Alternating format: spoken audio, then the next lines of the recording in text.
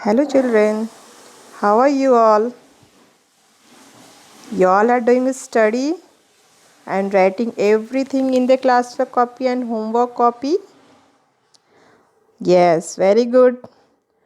Now today we are going to start our first chapter of computer, that is Know Your Computer. So we'll start from the introduction part. Computer memory is used for storing the data or information. It is important to learn about the various types of memory. Memory we know as we are keeping everything in our brain. In the same manner, computer used to store data or information in its memory. So now we will study different types of memory. There are two types of memory. In computer, there are two types of memory. First is primary memory, second is secondary memory. Means only we are dividing the computer memory into two categories. First is primary memory and second is secondary memory. Now, we can divide primary memory into two parts, RAM and ROM, and secondary memory into many storage devices that I will discuss later on. So you can learn very easily and always keep in your mind that computer memory is mainly divided into two parts, primary memory and secondary memory.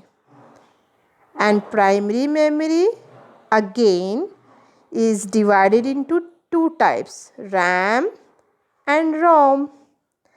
This is called random access memory and this is read-only memory.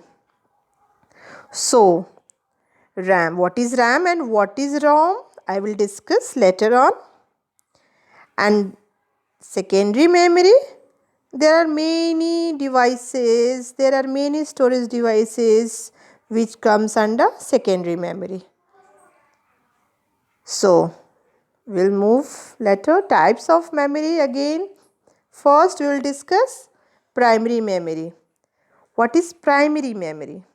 It is the internal memory of the computer system. Internal memory, not external. Mind it. Primary memory is the internal memory of the computer system. And primary memory, as I have discussed earlier also, two types, RAM and ROM. The full form of RAM is random access memory and the full form of ROM is read-only memory. Read-only, it means you can't write anything in this file, you can only read. So now we'll discuss here the difference between RAM and ROM. RAM is short-term memory and ROM is long-term memory.